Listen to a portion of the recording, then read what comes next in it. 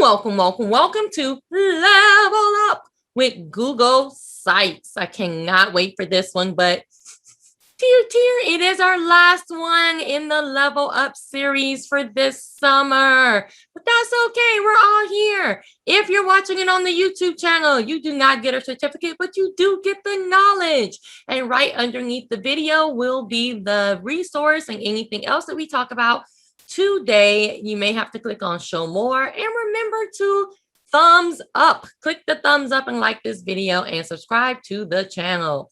So I am Dr. Desiree Alexander. I'm the founder, CEO of Educator Alexander Consulting. Hello, and this is how you can contact me. Yay, says the crowd. What do we have coming up? This is it for the Level Up series. But I did leave this on here to show you that you can go back and get all of the things in the series. You can watch all of the videos from level 1 from last summer, and you can watch all of these videos. Where are they all at? Well, they're all on the YouTube channel. And you may say, but Desiree, I have to search through videos. No, you don't. You can go to this website at alex.net/level-up, and all of them are on there. The first series and this series. So go check out all of the videos. So I'm going to be at the Teach Tech Conference this week. It actually starts today. So it is 4 days of sessions. I'm going to be there Thursday and Friday, and it is a paid event. You pay about $10 a day. Notice that there's a code FRIENDS at the bottom, so you can get the sessions for $40 instead of higher if you use that registration code. Creating your digital library is going to be this Saturday. I can't wait to see Nancy Jo. I actually just talked to her today. Can't wait to see her present this one. I'm excited about this one. So go register for that one today. Then we have EdChange Global coming at the end of July 23rd through 24th. Make sure that you attend. It's the original 24-hour conference. We have prizes. We have games. We have sessions that are international for 24 hours, and it's completely free. Then we have Financial Literacy for Educators. She is going to round out July for us. Then we have Back to School with Bunksy, August 21st. We have Equity is not an add-on, and this is a panel on September 11th. We have Infusing Digital Reading and Writing Tools However You Teach in October. Then we have the TCCA, completely free and hopefully in-person conference in Houston, Texas. I will be there. Yay.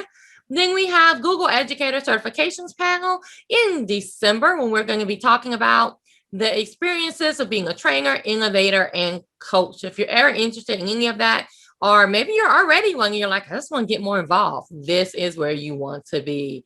And guess what? It's time for the main event. So it is time to level up with Google Sites. Desiree, I feel like there should be like some theme music and I come like bopping in, you're like ready for the main event. Except I would probably make a fool of myself, but anyway, welcome everyone to our final of 6 Level Up series webinars. Today we are focusing all on Google Sites, which has, can we be honest, come a long way from where it started, and coming from having built multiple sites with the classic version, which guys, after the summer is not even going to be, can't even view any of those sites any longer. But when it switched over, I was incredibly disappointed. So if you've ever been disappointed with Google Sites, or maybe your understanding of Google Sites, strap in and be ready, because it really, really, really has come a long way from where it started. And you might say, well, but Sarah, like, what about all of the other Google tools? As Desiree said, if you go to edalex.net/level-up, it's right there on that cute little graphic, you will get today's recording and resource links for forever. And then also all of our other ones are all in here. And anybody notice and think about what I might be saying next? This is a Google site. It was created and built and is a Google site. So Desiree and I are using these tools to do our work, to share out the good information. And here's where the video will be. Here is the resource for today, just like all of the other ones that we've created. It is a Wakelet. And with this Wakelet, it's a tiny bit different because Google Sites is different than learning Google Docs or learning Google Slides or Sheets or any of those other Google applications. But please know that all of those work really nicely with Google Sites. So in here, I've got our website. I've got today's resource, which is actually you guessed it, Google site that it's going to take you to. If you'd like to create your own Google site, sites.new is the perfect little shortcut for yourself to create a brand new one. And they do have a template gallery, which we'll talk about. And then finally, as always, reach out to Desiree or myself, and we'd be happy to help you answer any of your questions. So with that, I'm just going to close up some tabs because I have a feeling I'm going to end up with a bunch of tabs today. Here is the resource that you will, when you click on that Wakelet collection and you go to today's resource, this is the site that you will see. Now, you're not going to see this part of it because I'm on the editing side. And I guess maybe I should pause there for a second. If you've not joined us before, my name is Sarah Kiefer. I am a Google certified innovator, trainer, and educator, and I love all things Google, even clothing, which I'm wearing today. Typically, I try to match the tool, but this shirt was just too good of an opportunity to pass up, and I don't really have a lot of that dark purple clothing. Anyhow, Desiree has been a wonderful host this summer as well as last summer, where I have been able to get on here and talk with whomever decides to join us for free, talk all about these Google tools that I love. I'm not just sharing my knowledge. I love when we use the chat, pop in questions, and I hear that other participants are also helping to answer those questions. And through, especially this series, I learned that yes, you can add a GIF in a Jamboard. Didn't know that. Honestly, hadn't even thought about that. How wonderful is that? I learned a little bit more about using formulas in Sheets. And I learned how specific you kind of have to be. And when you think you have the formula right and it's not working, go back and make sure that you're following the actual steps and all that kind of good stuff. So I've been learning as well. And I love learning as much as I love sharing the learning. And Google Sites, if you're a teacher, just like I have down here, if you've never created a website, or if you have created a website, guess what?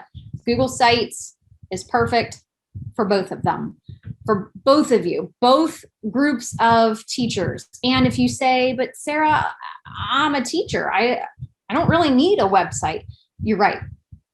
You don't, but you also don't need a lot of stuff that we have, right? And sometimes it's not about, I need to have X, Y, or Z. It might just be, it's really nice to have, or I just kind of want to explore this and I want to try it out. Guys, that's the best news about a Google site is just because you create one doesn't mean you have to publish it.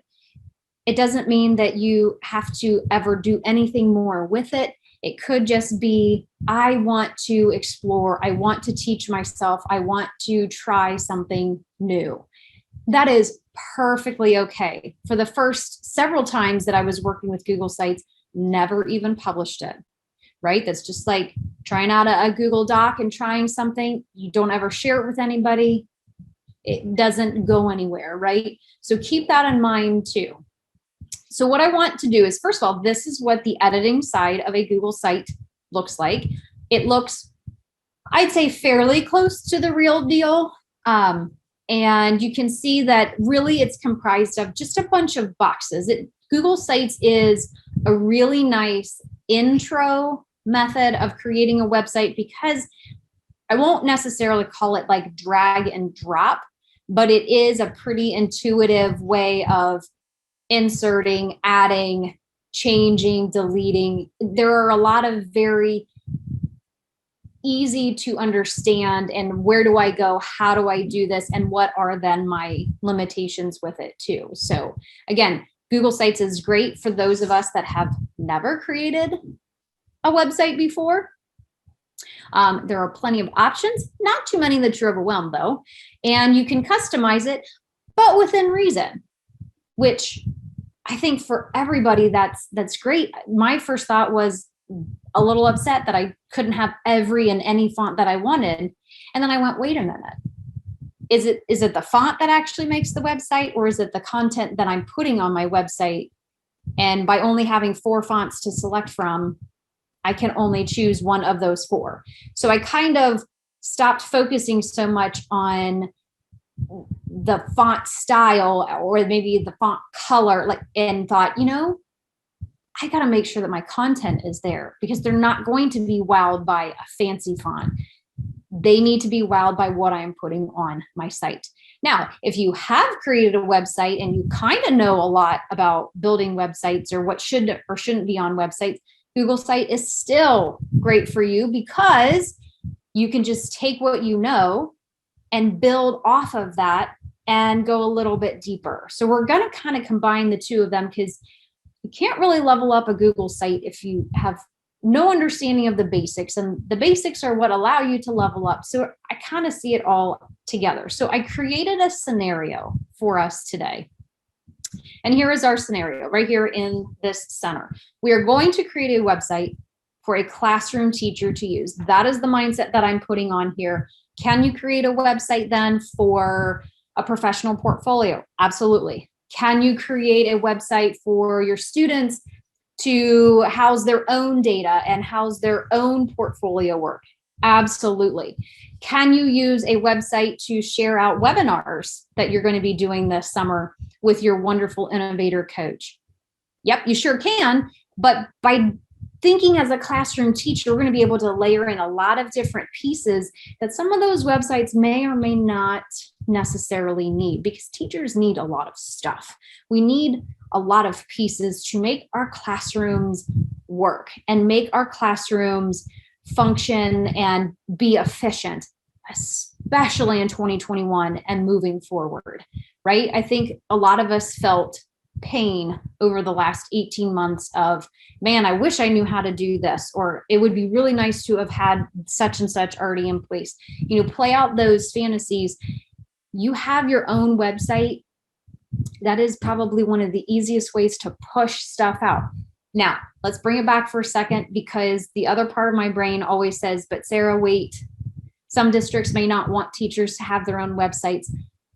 Please, before you put your all into a website, please double check and make sure that it's above board, that it's okay to be able to do this.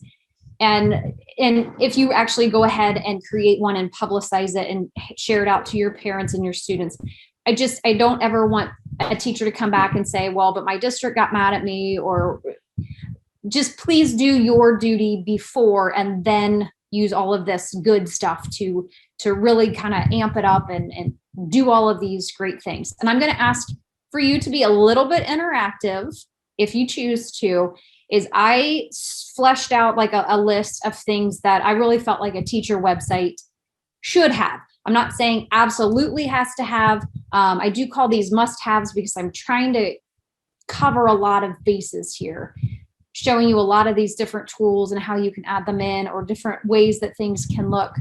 So if you could put in the chat if I'm missing something that you really, really, really, really want me to add on to this site, please throw it in the chat. And Desiree, if you can let me know after I go through our list, so that we're not doing a lot of like double duty here.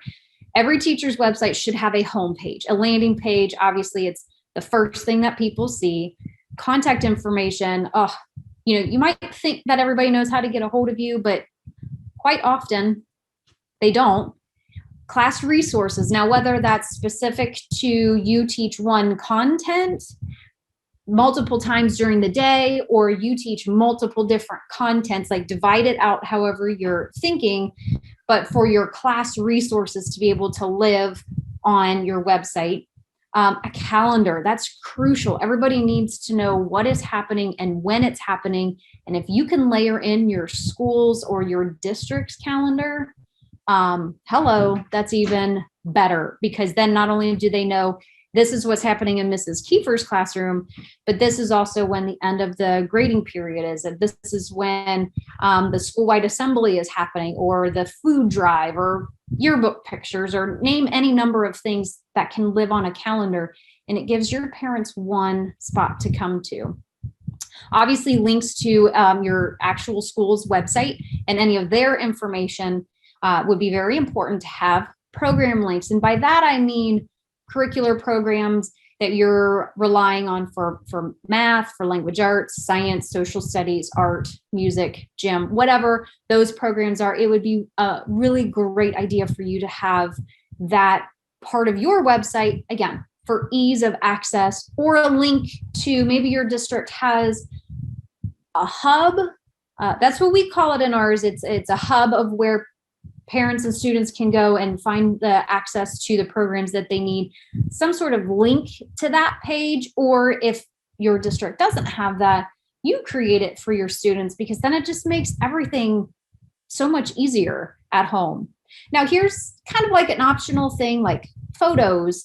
Some teachers like to share photos of their classes, some teachers don't. Again, be aware that not all parents are giving permission for their students to be put in photos and out there on the web. That is you have to take that responsibility on if you're choosing to put photos on there. And if you say, Sarah, I don't really care about putting photos, then just don't do that part of it. So I'm going to pause there. Desiree, was there anything that people threw in the chat that they would really like to see included on this website? So we do have a couple of questions. So one is, on your resource, it says link to site created. This page will be replaced with the link to the teacher website created during our 2-hour webinar. That does mean, as I'm reading it, as the website that you're going to create right now, it will be put on there, right? Yes. Okay, just making sure reading is. Because I'm 100% starting from scratch. That's what I thought. Okay, so I'm just making sure that I was reading it right, but that was a question. So next question is, they definitely want to see about the sharing rights of a website. Like, Ooh. Can you share with just a class? Do you have to share with the general public? Can you have a password protection on a site? Like, they want to kind of know about the sharing options. Okay. And that definitely will get into, obviously, towards the middle / end, when we have a product that's actually decent, like that's the worst thing. You publicize something or you publish something and there's nothing there. No one's going to go to it. Okay. This is something like I've had several teachers go, well, I want to create a website. I'm like, well, what do you want to put on it? And they're like, well, I don't know. I'm like, well, then why would anyone use that website? And they're like, well, I don't know. Okay. If you don't know the purpose of your website, nobody else is going to either. And people aren't going to just magically go to this website if there's nothing of value there. So that's another just little word of wisdom. Okay. Anything else? That is it. Okay. All right. So like this second page over here indicates, and Desiree and I clarified for you, I will take the new site that we are going to create, and I'm going to actually come back and link it directly from this one. But I wanted to have something to put in your hands right now.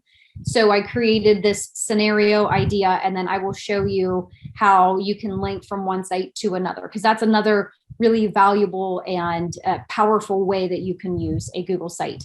And then our third and final page, because your home page is one, and then it's going to link to that site, and then our resources page is our third one. And you're looking at the publish side of it. So right now, what I just added to the home page, you can't see. This is not the same as a Google Doc that you have shared with others. So if I had put all of this on a Google Doc, you would have been able to see me typing. You would have been able to see me making that change of adding on other requirements and putting it out there. You would have seen that live. Because it's a Google site, this isn't live. This area down here is not live until I publish it again. So that's one of the small sharing things that you can keep in your mind. If you're not ready to put it out there, it doesn't have to go out there, but know that when you are ready to publish, whatever changes you have made, all of them get published. So keep that in mind too. And that's kind of a word of caution, but also that is a must know, because you might, but Sarah, like, I didn't want them to see that page. Well, you published it, you put it out there. So these are just things to think through. Our final page right here is obviously my resources that I always love adding and sharing out there. My number one go-to is a Wakelet collection. I've got a Wakelet collection for Google Sites information. The Sites help page is in my Wakelet collection, but I always find it valuable to highlight this. This is an awesome place to go. Type in questions. That even says on there, how can we help you? And you type in what your issue or your question is, and then you're getting Google Sites specific information back from here. Sites has recently-ish, I would say, come out with a template gallery, which means, yep, that's right, you don't have to start from scratch. You can, and I'm going to start from scratch today, but there is a template gallery.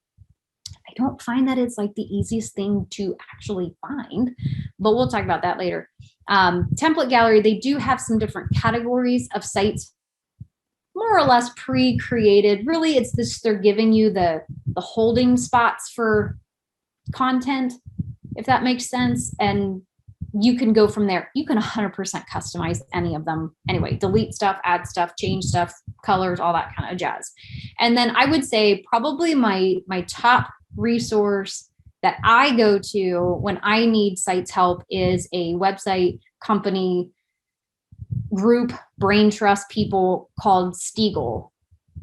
And they have a Google Sites specific area on their page for resources. And they are often right on top of the newest releases, the newest updates, the newest integrations, the newest ways that you can use sites, or if there's something that you want to be able to do and Sites doesn't currently build it in, they often have like the workarounds. Like if you want to put your Twitter account on your site and Google Sites wasn't able to do that, Stiegel often, if somebody's going to have it, they're going to be the ones that have it. And then down at the bottom, just a little teaser.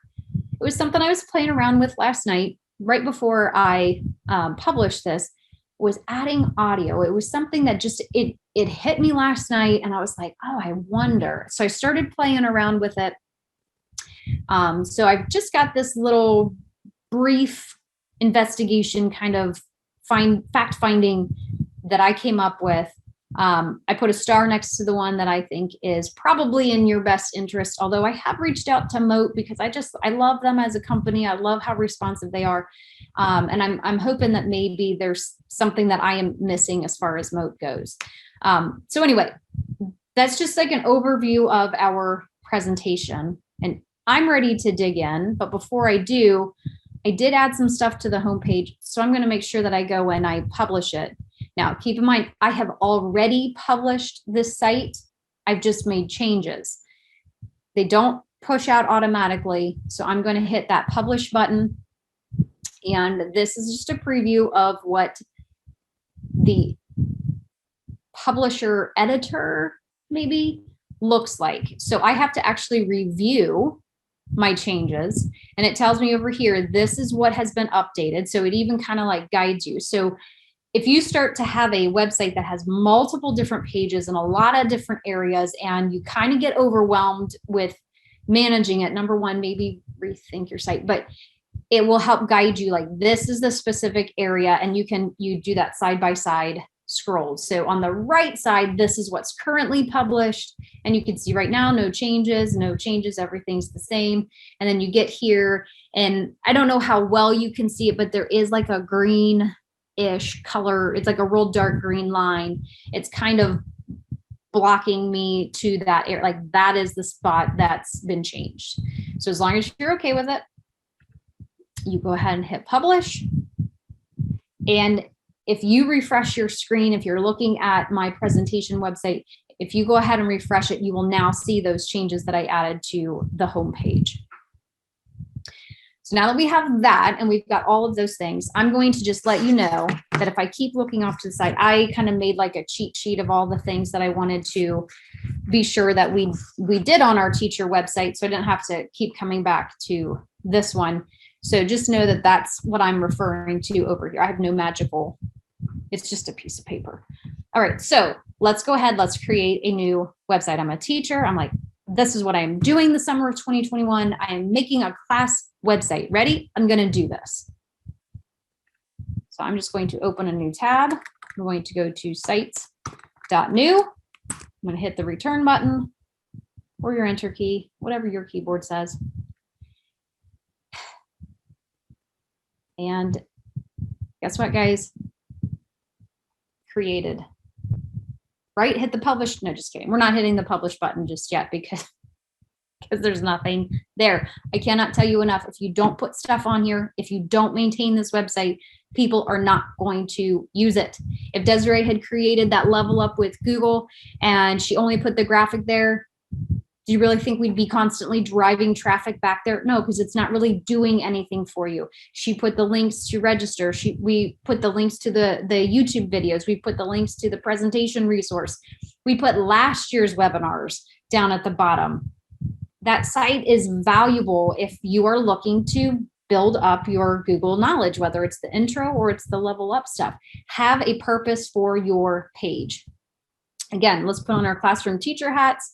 My page title, you can call it whatever you'd like. I'm going to call it Mrs. Kiefer's website. Kind of boring, but guys, that's what it is. Honest and truly, it's for my classroom. There we go.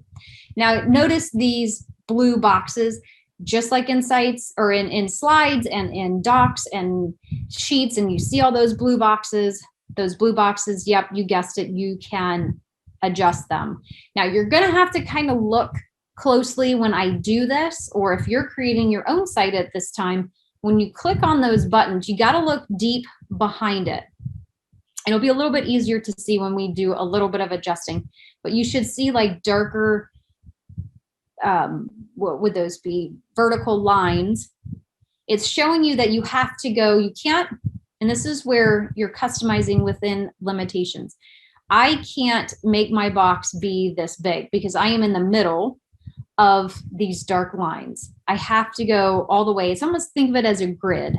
I have to go to those grid lines. It's not going to let me do anything other than those specific grids.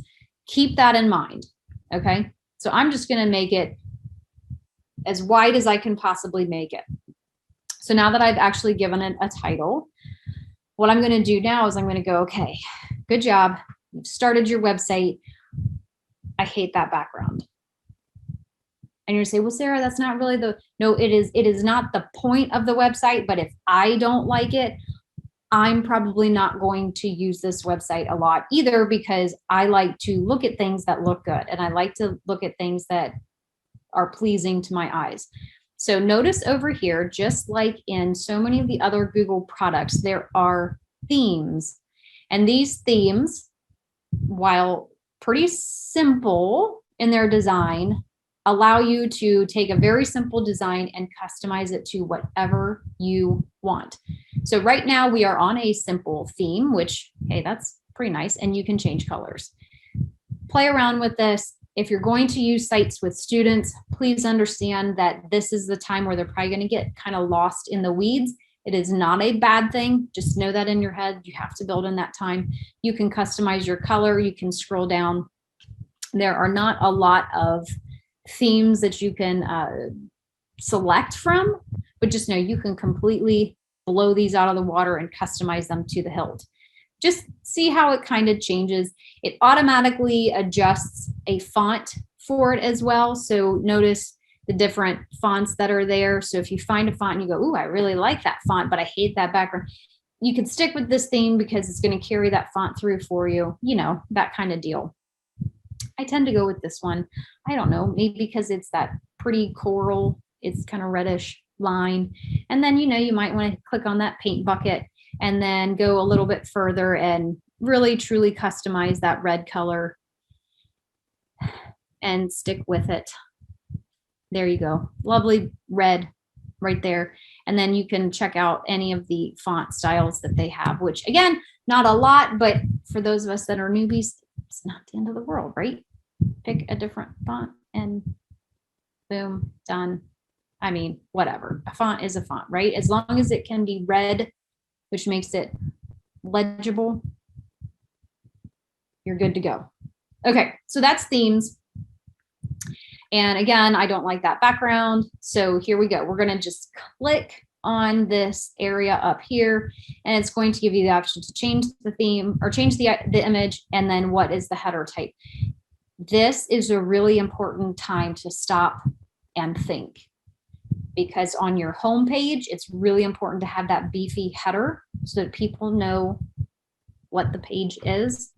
But when you get into your sub pages, it's kind of nice to adjust, okay, one way or the other, or to give each page its own feeling, its own thinking. So know that the banner style can be different from page to page. I just feel like on your homepage, it needs to be one of the beefier options. So whether it's banner, large banner, or title only, I don't recommend that for your homepage. Nice and clean, but there's nothing kind of grabbing me to stay there.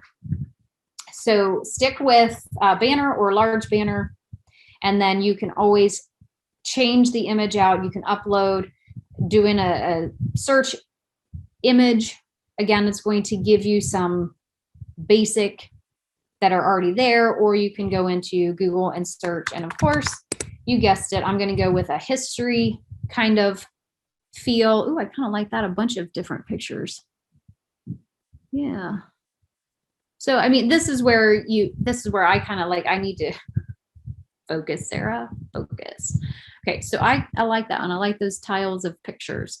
Maybe it's your school. Maybe it's your classroom. You can take a picture of your classroom and put that on here.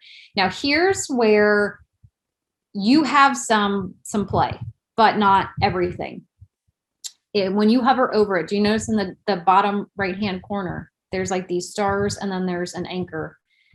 Please be aware of this, because this happens also in Google Classroom banner uploads.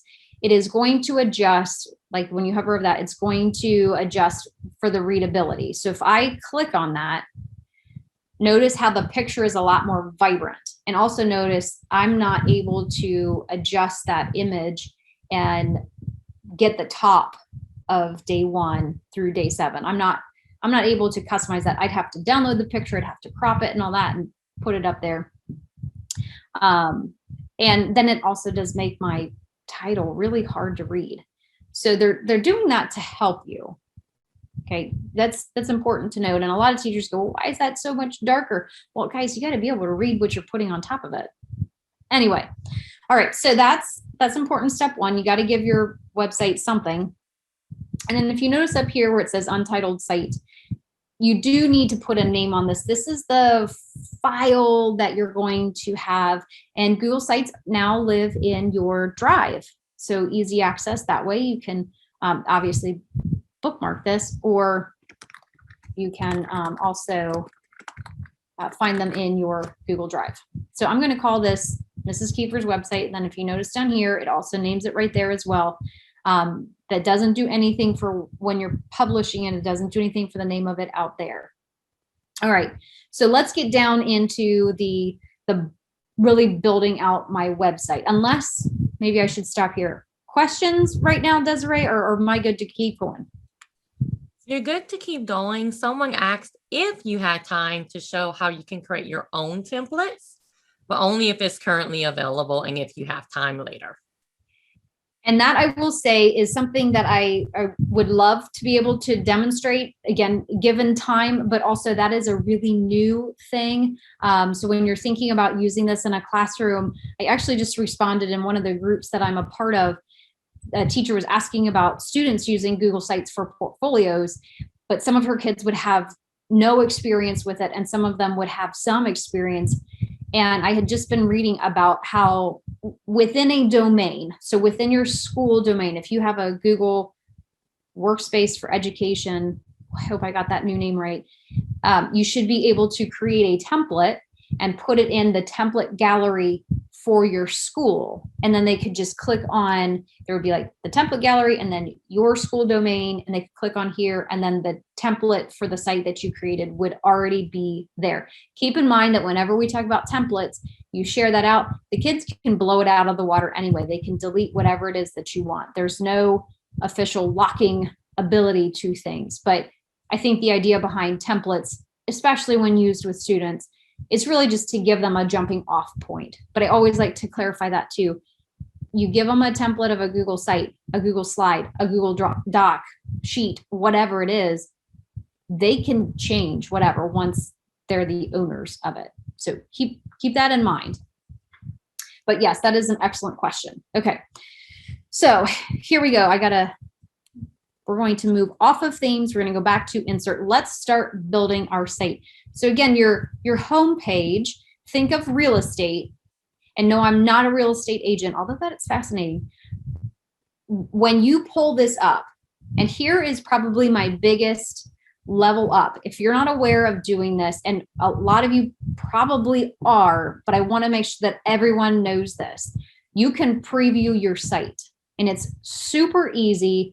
And with the new Google sites that we're working with, it comes with some really awesome responsiveness. So this up here, it's not an eyeball. That would be nice, but I'll show you why it's not an eyeball. When you click on that, it sends you into preview mode. This is a preview of what your website will look like when you share it out to your families, to your students, to the World Wide Web. Okay, when you put it out there, this is what it'll look like. Notice the bottom right-hand corner. You're on a large screen, which it's the desktop, right? It's a laptop, something with your traditional screen. But you can also, and this is really key, you've got to know your school. You've got to know your population. If your students are working off of iPads, or they're working off of Android tablets, or they're working off of a combination of devices, knowing what this looks like for them as well is also super important. So when you go to tablet mode, did you see how it kind of like shifted everything? And you can go back and forth. So on the website, notice how much different my tiles look. You go to tablet mode, it changes. And we could not look at this preview without also looking at probably the number one tool that parents are using when they're researching things, when they're looking at stuff. It's a phone. You have to know what this looks like, because if it's not responsive to what a phone screen looks like, you're probably going to encounter a lot more questions or just a lot more headaches. So please be aware of what it looks like from a laptop to a tablet to a phone. And this is awesome, because once we start building a lot more content, you can do the scrolling. And I'm going to just throw this out there, do a little research or wrap around behind later. But if you are a teacher of any kind of computery type stuff, or you have an interest, Google Sites is awesome for making an app. It's not really an app, because it's really just a website that can be seen on a desktop, a tablet, but also on a phone. I fell in love with this when I realized that you can do this.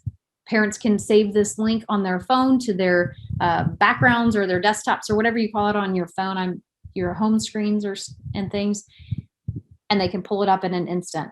I do this for our DC trip. Our big thing is we push everybody to this Google site that I created. It houses everything to do with our travels.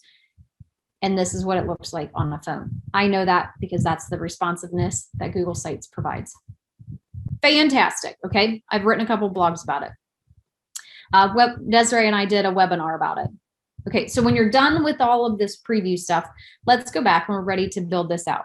It's just important to always be thinking, if I'm sharing this stuff out, what does it look like for the other people to see? Okay, if you can wrap your head around that and you can remember that, you're going to be golden. All right, so our homepage, really your homepage is going to be like your collection of links and include the items that you have to have the parents see, like boom, right away, or your students see boom, right away. And in my mind, calendar is key. They have to be able to see that calendar. Calendars are incredibly easy to insert, okay? Super easy. And as long as it's a Google calendar, I'm sure you can insert other calendars. I'm a Google person, so that's what I'm going to use. Over on the far right, make sure you're on the insert tab, scroll almost all the way to the bottom. I always just scroll all the way down, and here is your calendar option. We are going to embed a calendar on our website. So So you just click on that button. It is going to bring up a list of all of the calendars that is attached to my account right here. And look, you can see that there are some Google Classroom calendars. Yep, you could go ahead and add that in. That would be pretty cool. You have any kind of like personal calendar that's attached to it, and then any other calendars that you have included. So I'm going to attach the Tech You Can Do calendar that I have. Notice it says 1 selected, which means let's level this up again. What if I want to add on my Google Classroom calendar as well? You can add in more than one calendar. Remember I said at the beginning, if you can attach the school's calendar to your calendar, your parent only needs to come to your website to see everything that's going on in your class and the district. That's pretty nice. I could add in all of the birthdays or the holidays in the United States. Let's see what that looks like. I've inserted 3 calendars. It's going to pop it onto your website in the manner that it does. And look, again, blue bars, it indicates to you, you can size them. And did you see the, like, I can't leave it here. It's not going to stay there. It has to be on those lines. It's going to snap it to that grid automatically for me. But notice I can also make it a lot larger if you would like. And again, thinking about your calendar, maybe it doesn't need to be this long. Maybe you make it a lot shorter. Okay, look at these. Now, here's where, again, you can customize this calendar and its view however you want. I typically leave the calendars when I embed them on a website in agenda. I just find it's a little bit easier to read, but you could change it to the month, the week, that when the viewer is looking at them. All of these are clickable in the published view. Not here right now for me as the editor, but I can click on this settings and I can turn things on and off. I don't have to show the title. Notice it's refreshing. It doesn't have titles up here. I don't have to show the navigation buttons if you think that that's cluttering it up and then people just have to scroll. You don't have to show the selection. So if you only want them to be looking at that agenda view because that's your default view, that's what the one that you're telling them that you want them to use, or you can sit here and you can kind of play around. It's completely up to you. It's customizable. So you just feel like that's, I don't know. To me, I'm not a big fan. I like agenda. And I just like that straight list. That's how my brain works. That's how I'm going to leave it. And I'm going to say done. So now that's taking up, I'd say about a third, a little more than a third of my website. I feel like that's important. You've got to understand like proportions. They can read this stuff. It's not so smooshed that they can't, but it also leaves plenty of space over here. And so that's one item off of our to-do list is our calendar. Boom. Okay. So over here on this side, what I think we need to start building is links to other places. Because if you can only see this much of the website, anything that you have tucked down here below, you can't see. We all know that from our past year of remote teaching, hybrid teaching, all that. You know, business up top, shorts, sweatpants, whatever on the bottom. Nobody knows because they can't see it.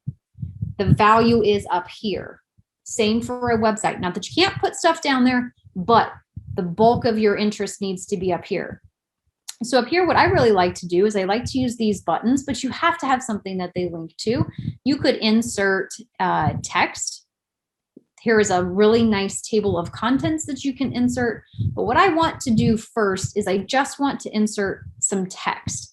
So I'm going to, I did a little double tap on my screen, links to important information for our class.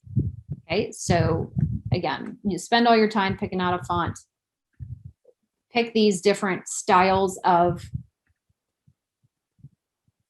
text if you want headings, titles, subheadings, all that kind of stuff.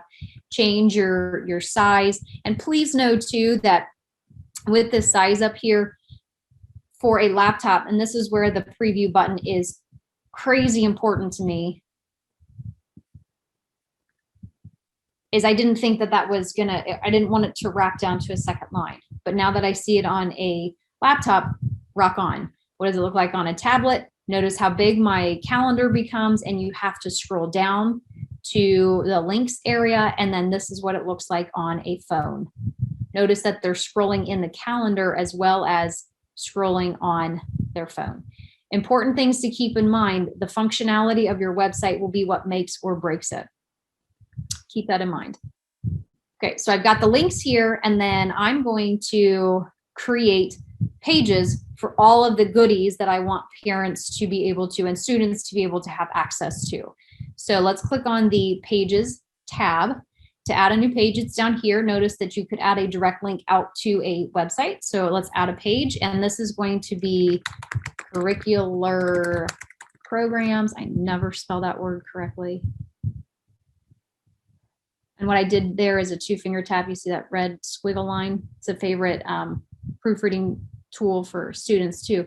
Red squiggle line, do a 2-finger tap on it. It's going to bring up a menu, or right click, I guess, and it will give you a suggestion of how to actually spell the word. That is a lifesaver for me.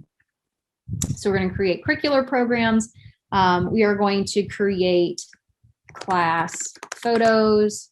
Again, check your spelling. You can always adjust that later. We're going to add class resources.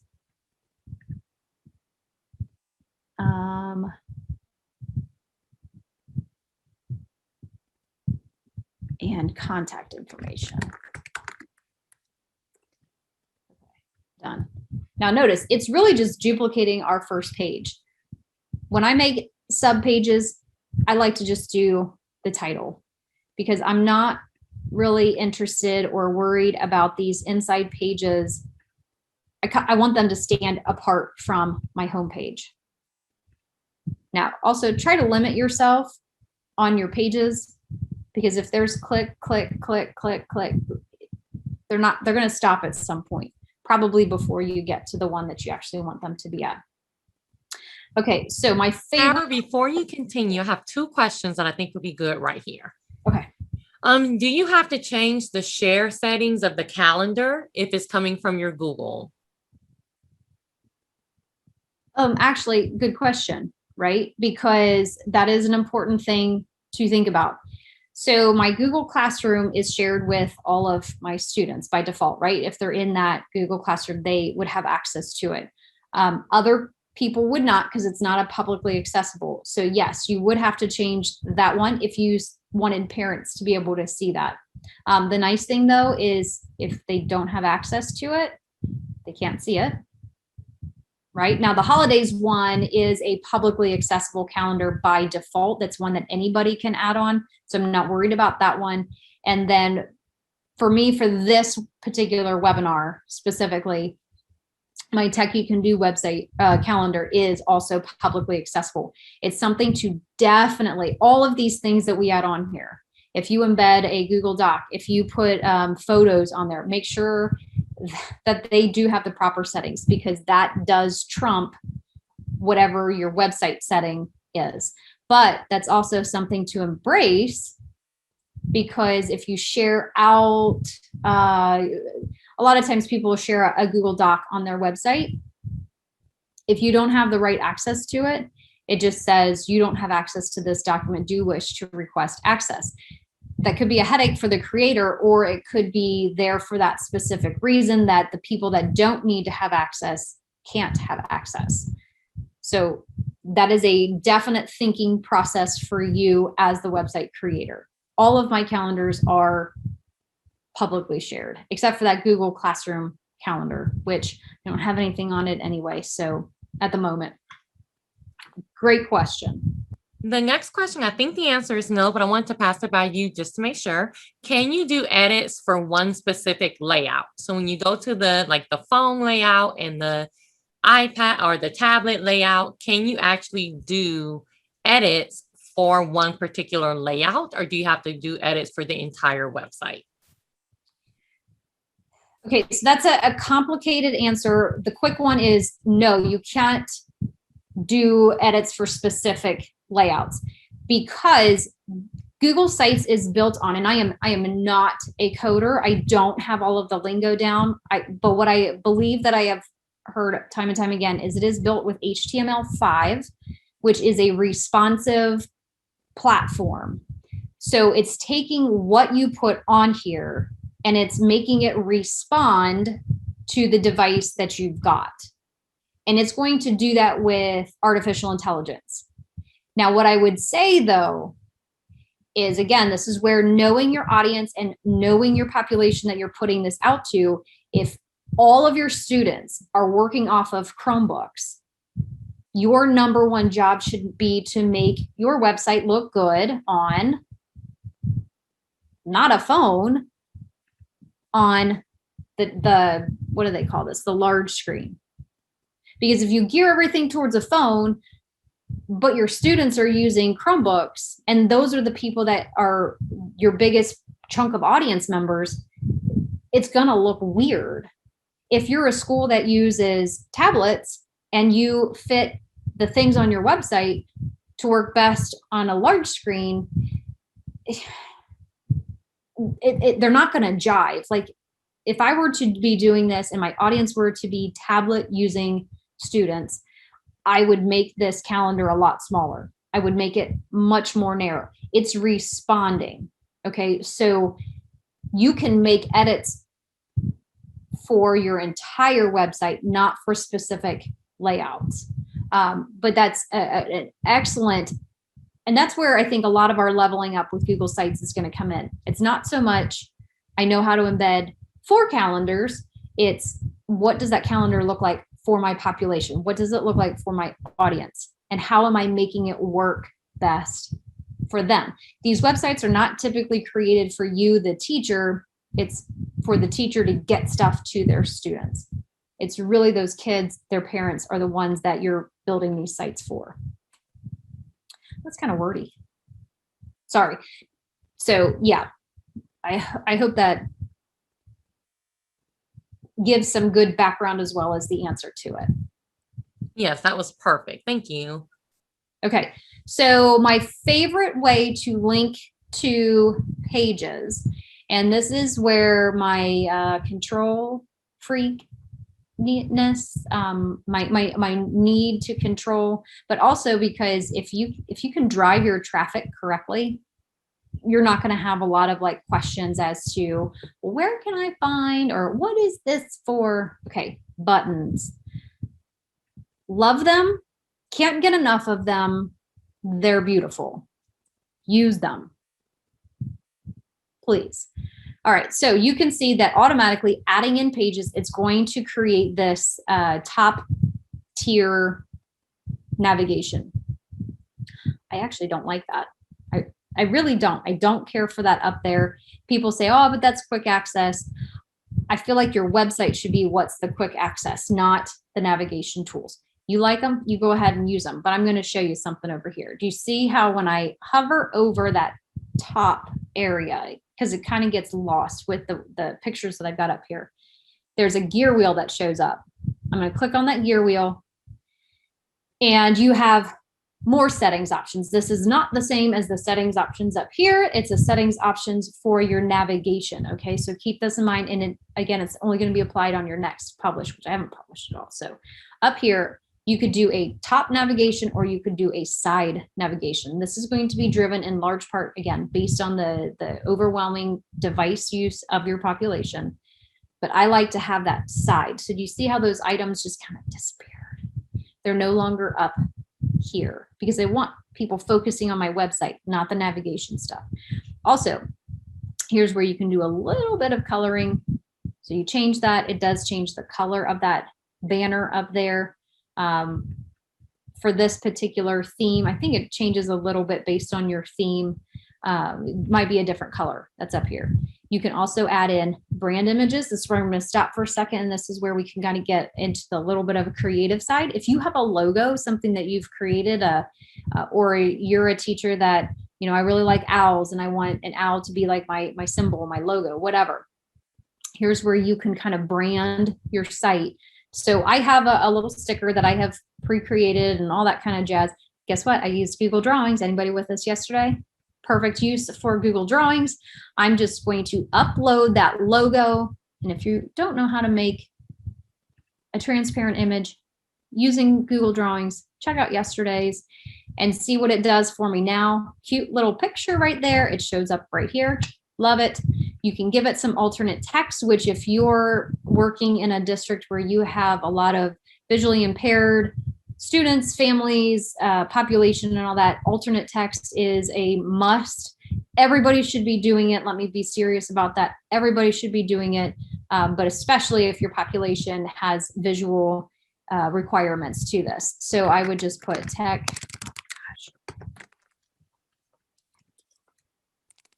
It's just a real simple description of it. And then it does pull from my logo, and it allows me to select a color, right? So it's going to give me some options here. Notice it's changing that bar across the bottom. So it kind of helps you keep this consistent flow through your website. I really love it. I love it. I love it. And then Favicon, we're going to upload that. If you've ever wondered what a Favicon is, or you hear people and you're not sure, or this is the first time you've heard about it, or maybe you know what a Favicon is, this is where you upload it. When you're looking at any of your tabs, you see the little purple icon here, the little drive triangle here, those are all called Favicons. So you can actually customize, not on the editing side, this will only show up on the publishing side, what your Favicon looks like. I'm just going to use the exact same image, and it's going to change that when I go to publish. Okay, so keep that in mind. This little cute sticker that you can't probably read the words on anymore, that's fine, is going to show up in place of that Google Sites icon, and it's going to match this. So again, you're building that association. This is Mrs. Kiefer's website. This is what's important. Okay, we're building our teacher website to also directly and creatively attach to me. Now, the viewer tools, this is where you can get a little nerdy. Do you want to show some of this stuff? I'm not going to tell you that any of this stuff is something that, oh, maybe this show contact form, that might be something really valuable. That's the newer item there. I don't think I've seen that before. Rock on, Sites is always updating. Love it. So be sure to check these out. The analytics, if you have a Google Analytics account, you can do that. If you're not really worried about it, leave it alone. And then the announcement banner. This is the good stuff, okay? Not really, like everything's good about this, but the announcement banner is a really, really awesome tool. It goes up at the very, very, very top of your website. And you're gonna see how it changes it in a second. Okay, you can change the banner color, customize it, all that. And you can say, welcome to our class website. So glad you are on this learning. Okay, great. You can add in a button and a link and then open it up in a new tab. Right now, I'm just going to put an announcement up there. Maybe we'll come back if we have more time and then decide, is it going to show on all of my pages or just my homepage? I'm just going to have it show on my homepage. Are you ready? There you go. It's showing up on my homepage. Notice how it nicely matches the colored bar, all driven from my little logo. So keep in mind, these things, when you choose to do them, they do kind of have an impact on your website. And then, as always, preview that, change, love it, looks great. I'm going to go with it. And notice now my navigation over here to the left, I find it to be a little bit nicer than the navigation up across the top. Again, that's my personal preference. On your tablet and on your phone view, that side navigation gets completely hidden, but it's right there under that hamburger and it kind of like pops out. They don't lose the website. That navigation bar just pops out, where on your full size screen website is going to show over there to the left. Okay, so these, what feel like small changes, really do make a big impact depending on your device. That's why I say you gotta know your audience. Okay, so we did logo, Favicon, banner. Excellent. All right, here we go. Let's get back to my buttons. So I'm going to create a series of buttons, and it's going to link my viewers, my audience, to our pages. So what I'm going to do is I'm going to click on button, and I'm going to name it curricular. See, I didn't spell it right again. You just ever have those words that you just doesn't even matter, you can never spell them correctly as much as you try. That and separate those, I can't. All right, so I'm going to create this button, and I want to link it to that particular page. Look what happens. You could paste in a URL, like a www.something-or-another.com.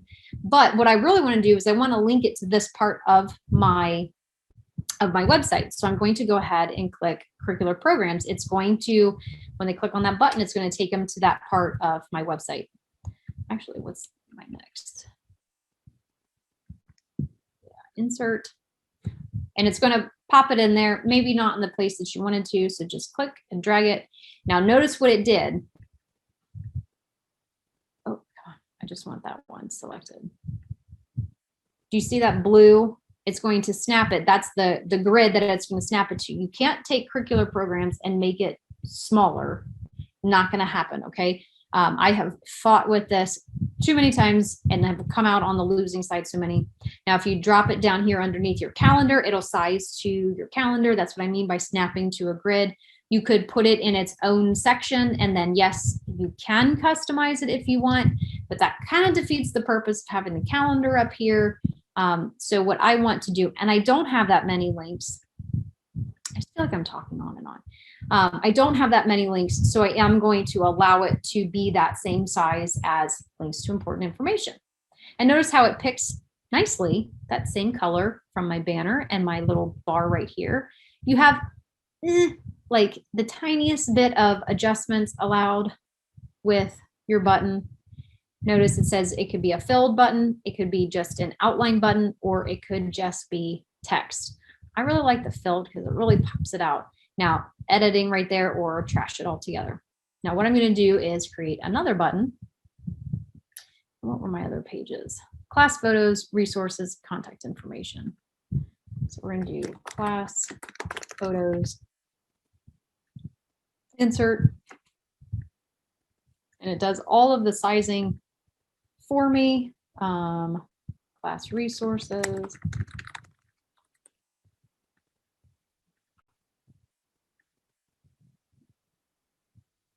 Contact information, right? Yep.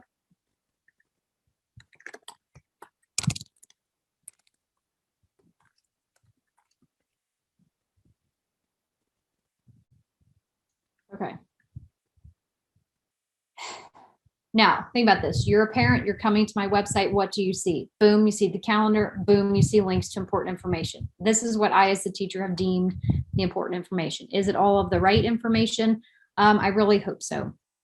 Do you want to change the order of it? Like, do you want class photos down at the bottom? It's a matter of making sure you select just that button. Notice if you just kind of click, it grabs a lot of them. Make sure you have it to where it's just that blue and change the order, right? Put it in whatever order you feel is appropriate. Alphabetical, some might say. Not sure. Do your best. I kind of like to prioritize it.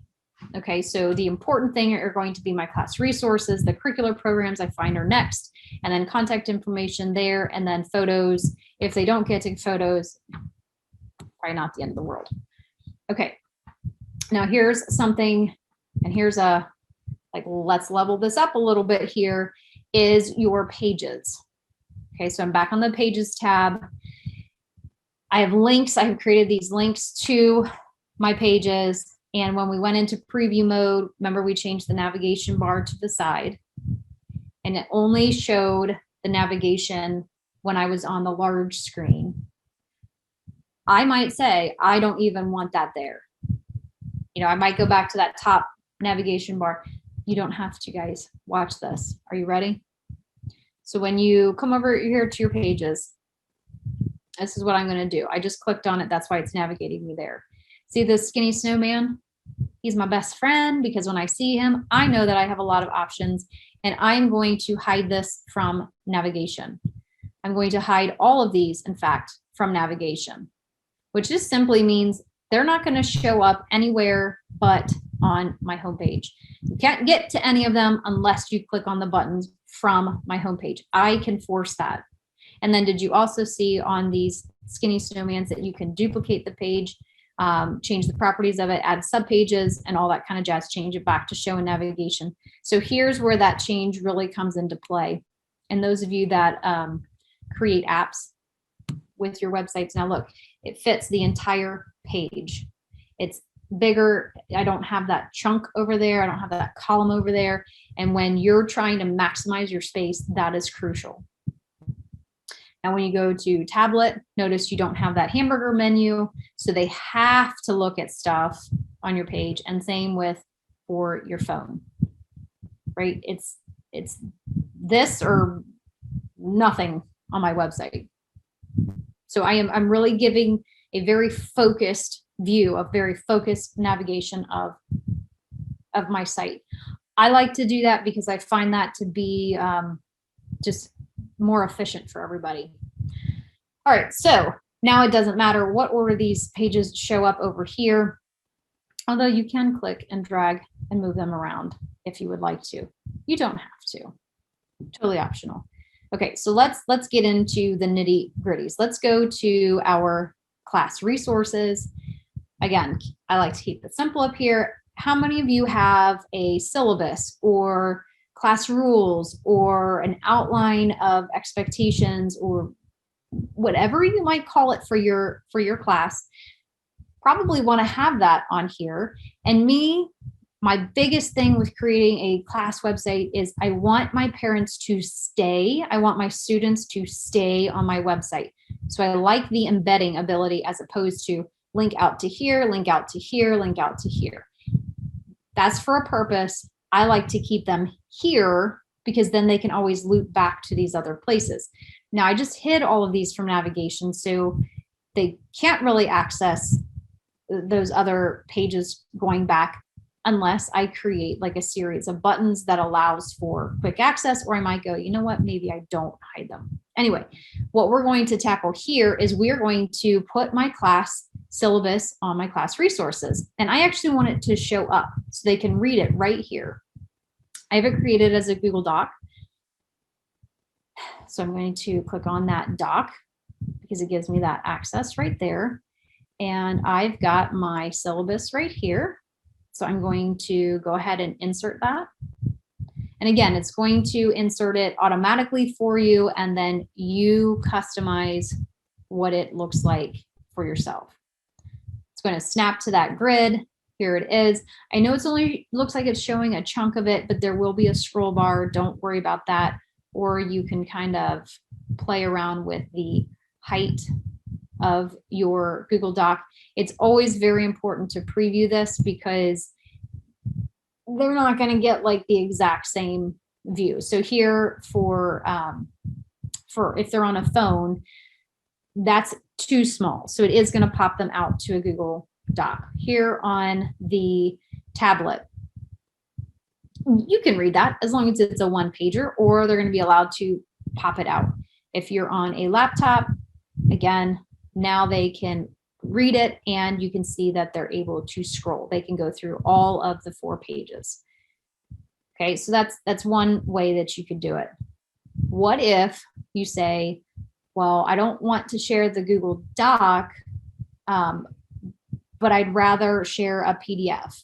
I just want to give you a side-by-side comparison. To do that, I save the exact same course syllabus, but as a PDF. I do have it in a folder that I have changed the entire folder's share settings. Notice it says resources for the site. I have changed the entire folders to anyone with the link can view. So anything I put in here in this particular folder, that's a huge tip, will grab that automatically. Anyone with the link can view. So now all I have to do with this is grab the link. I'm going to copy the link. I'm going to say done.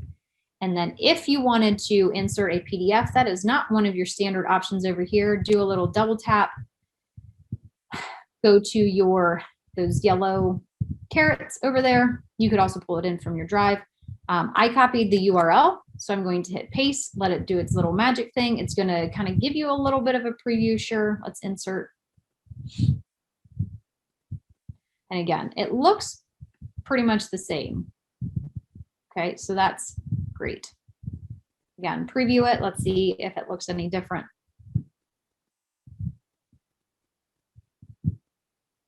Not really, right? Did you know that there's a third option? There is. There is a third option. Are you with me? I'm actually going to shrink these down so we can get them all in there. And I'm showing, ooh, sometimes it likes to go a little bit wild on me there. I'm showing you this because you might find that you like one of these views better than the other, okay? So I'm gonna come back in here and I'm gonna go to my Google Docs version. Keep in mind, these are all the exact same thing. And I'm going to do a little bit of app smashing here, and I'm going to come to the file once it loads, and I'm going to click this button that says publish to the web. Don't get lost in the weeds of what this actually means. It means it's going to allow me to publish this Google Doc to the web. I can make all the changes that I want on here, and where I've nested it, it will stay updated. Very similar to when you post or embed the Google Doc like I just did. Okay, this one is not super different, but it has a completely different look. So I'm going to go ahead and I'm going to say publish. And I got that link there, so I'm going to copy it. I'm just going to leave this up here for a second.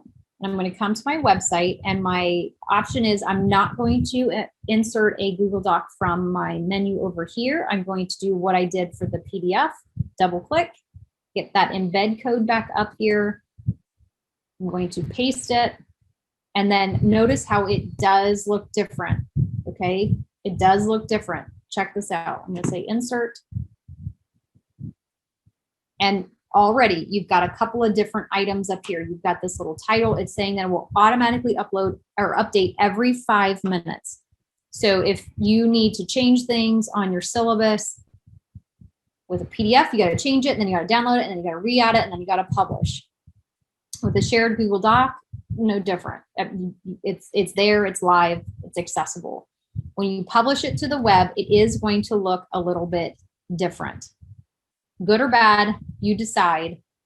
In this view, you probably wouldn't have it smooshed into a third.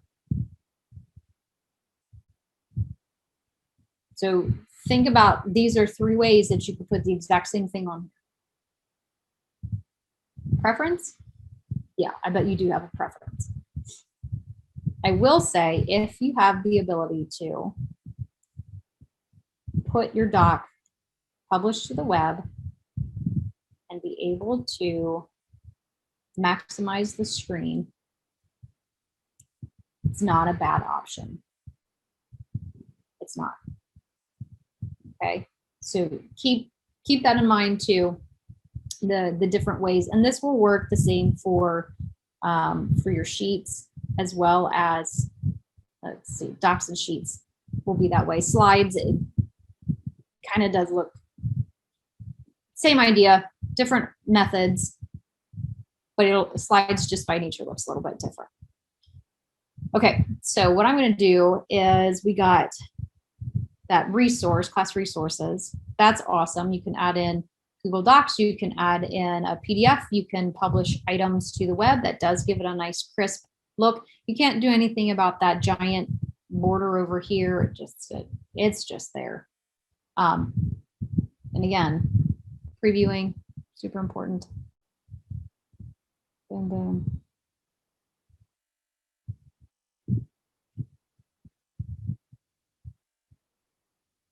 Again, there's some value, some benefit. What does it look like on a tablet, you say?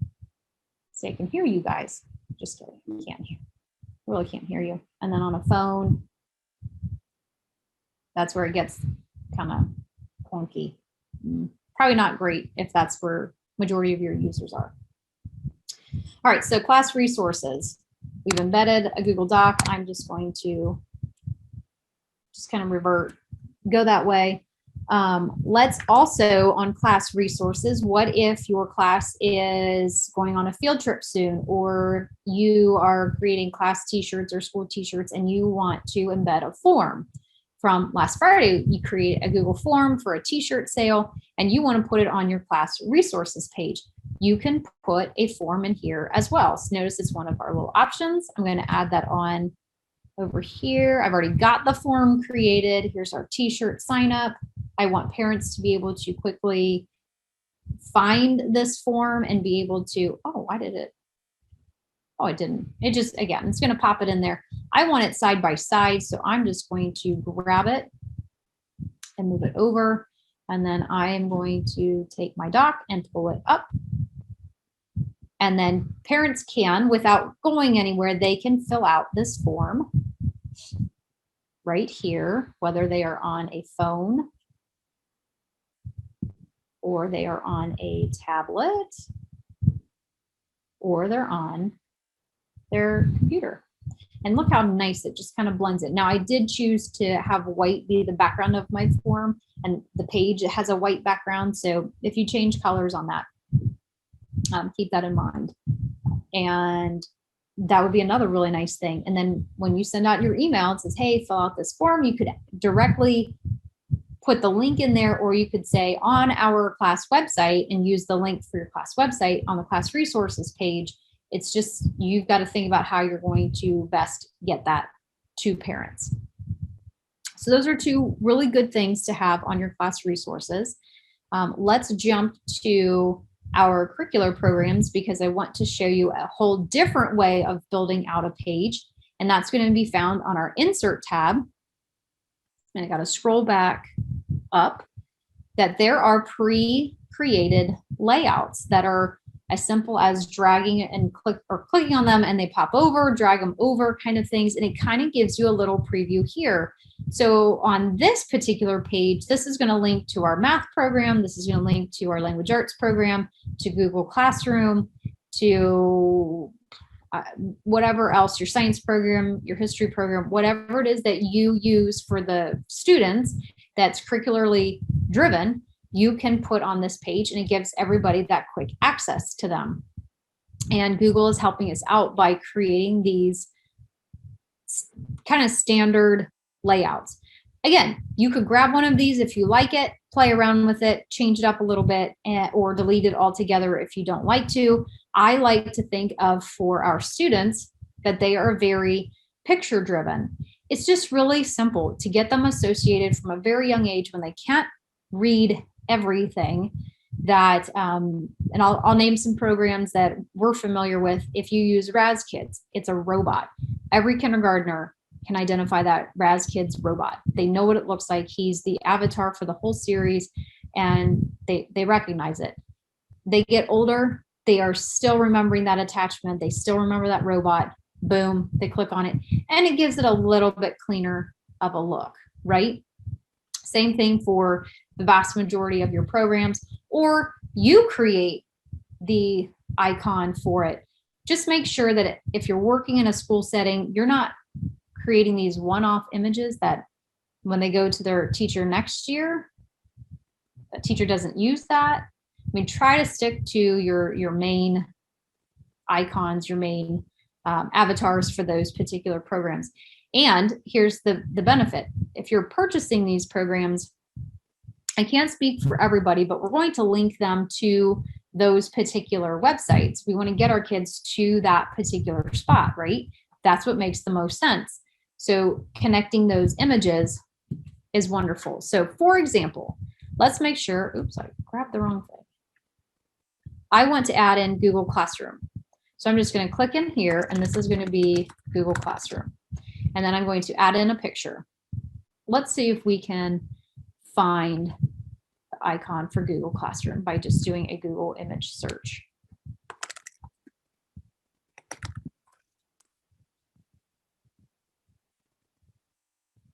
You could pick any of those top ones. That kind of gives you that feeling, but I really want that particular icon.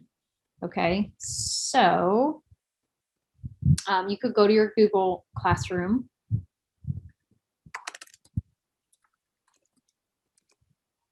should have just clicked on that classroom.google.com. And you could find the Google Classroom icon, which is not on there. You could also go to the images search, and then you can see these icons. Again, use with caution. We're not stealing. I am linking to Google Classroom. What I'm going to do is let's click on icon, narrow down your search. Here we go. I'm going to use this, and let's see, I'm going to just click on it, drag it, hold it on over to my website, and hover over, boom. Now, here's what I have found to be super helpful. If you leave it like this, I don't like how it cuts off that yellow. It'll keep these all sized the same. I could also uncrop it, and it kind of like shrunk it a little bit. Did you see that a little bit? Okay. Now we're going to add a link. Okay. So I know that the link is classroom.google.com/H, and we'll click apply, and let's see if that worked. Yep, sure enough. Now, another thing that you might want to do is when you add the link to your icon, you might want to also add it to your text. And that just could be because some people are going to click on the word, some people are going to click on the image, but both places are both clicks are taking them to the same place. And you could repeat with our math series, or type in the name. This could be your ELA series, or type the name. And this might be your grade book. Okay. Inserting these images will allow for that association to those particular programs. Now let's just find that math icon. And I'm going to go into tools. Here's a little tip. Go into your usage rights. I like to use the Creative Commons license. And what I'm going to do is I'm just going to grab one of these different icons that's math flavored. And then let's find a reading. Oops. Okay, that did bring me to something. Okay, let's take that reading one. Again, I would highly suggest you use the avatars, the icons, the images that are directly connected to your particular program. I'm trying to not play favorites, if you will. Great. Let's take, sure. I don't know, let's just go with this one. And then again, you would link all of those and watch what happens when you do the preview. It's really nice, right? That looks, it's a very simple, clean look. It's going to, and then you would click on it, it's going to take you out, even in the preview mode. We don't need to go there. Okay, now that doesn't solve my problem of how do you get back to the home page? How do you get to any of the other pages? So that might be where you do choose to unhide, or you can create, did anybody guess? I would use my favorite little item, my little buttons. You can create these little buttons all day long. So contact info,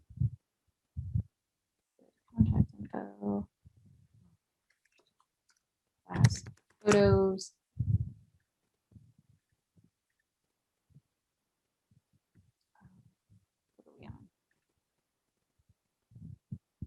and class resources.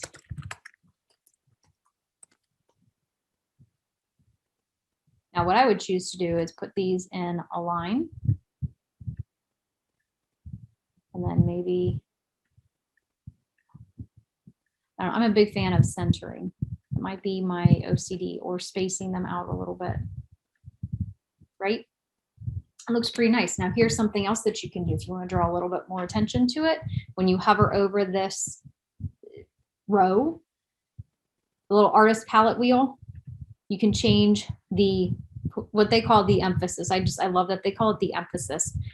It gives it a different shade. That one did not change much. I don't like that. You could give it an entire different emphasis. And notice what it did is it automatically flipped those buttons to be white filled.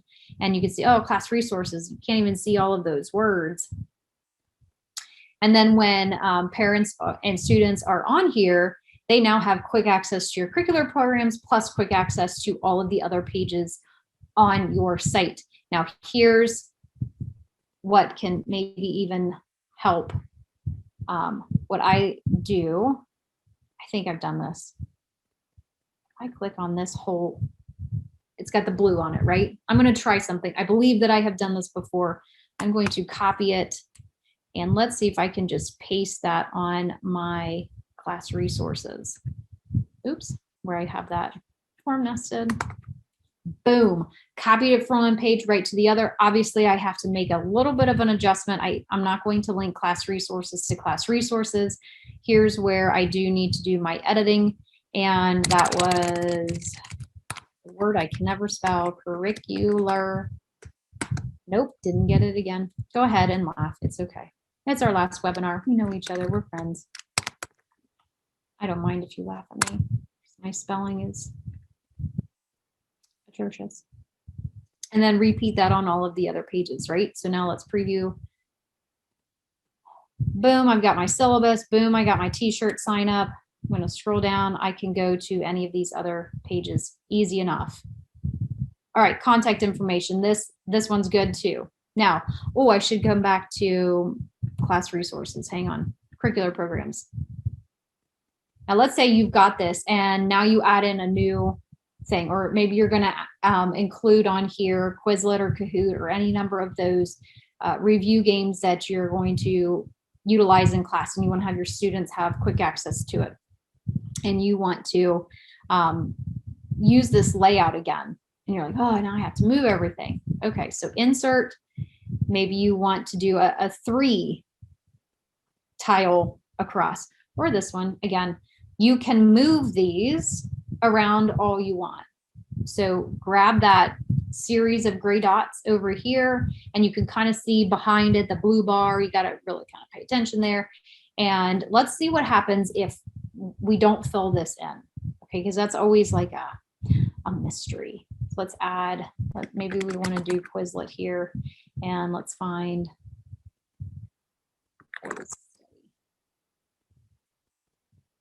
We're gonna grab this guy, put this over here. Here we go. But we're not going to fill in these other ones just yet. Let's see what that looks like. Sarah, do I have to delete them all? It's just going to kind of block them out. Now, there's nothing happening to them. Up to you. I don't think that that's a big deal. It just is like literally placeholders for the other stuff. Notice your text boxes don't show, so you're good on that. All right. So we're going to leave that one as is, and we are going to come back to which page? Let's go to contact information. Here's where I'm going to show you another of my really top likes of the new Google Sites, and it's this collapsible text, because sometimes you want the information there, but it doesn't need to have all of the wordiness to everything to it, or there's a paragraph explanation, or like on an FAQs page and you've got the question, you don't need to have all of the answer expanded. This collapsible text is great for that, but it could also work well for my email. And again, size this stuff to make it make sense for your website. Come on, little buddy, move over. And then my collapsible part of it would be my email. Okay, there, it even automatically makes it a hyperlink. Okay, but it collapses. It's not all of that information right there.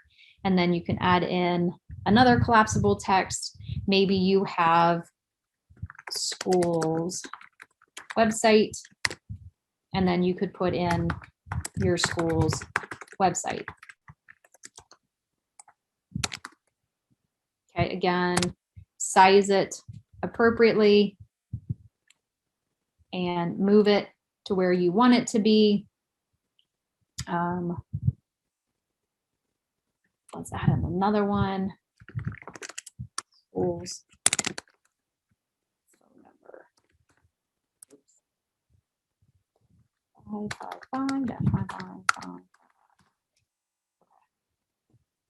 Again, sizing,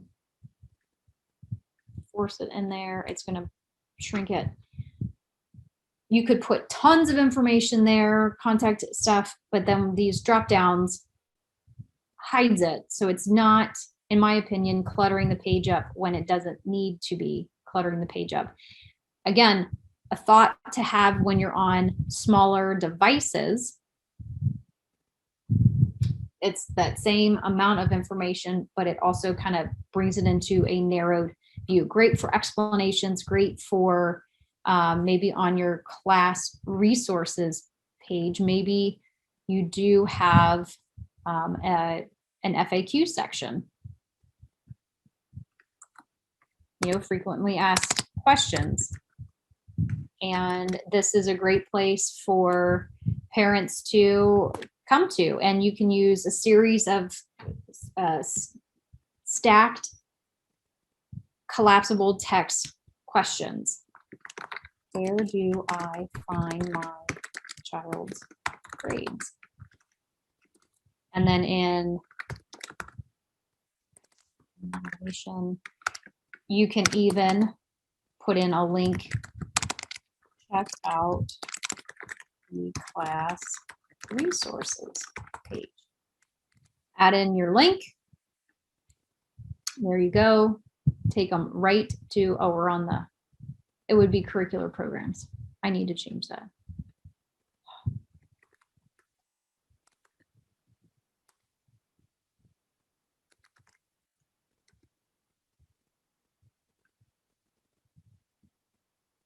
And it's going to be a link there. Okay, you can also, with anything, changing the text color. Maybe you want to make that a bright blue. Maybe you want to bold. Of course, I didn't get that other C.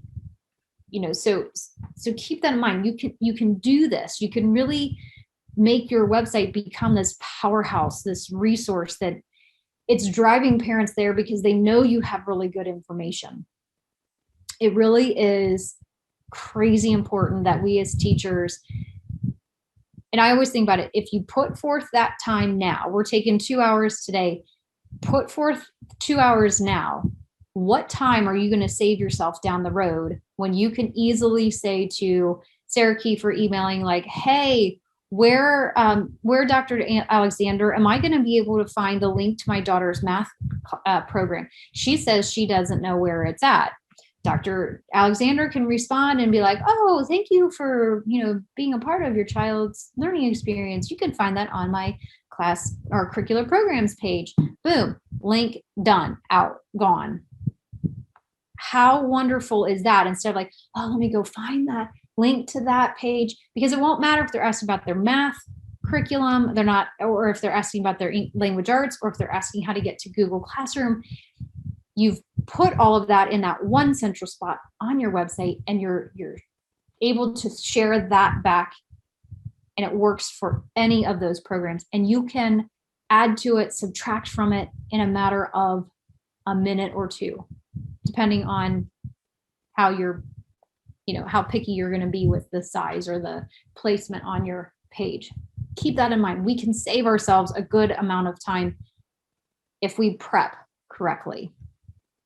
All right, another thing I want to jump into, because I think a lot of us, and this is more on the fun side, before we publish, because it'll be nice to see this, what it looks like on the published side, is what if you have a series of images, pictures, class activities, quick snapshots of things that are happening with your students, for your students.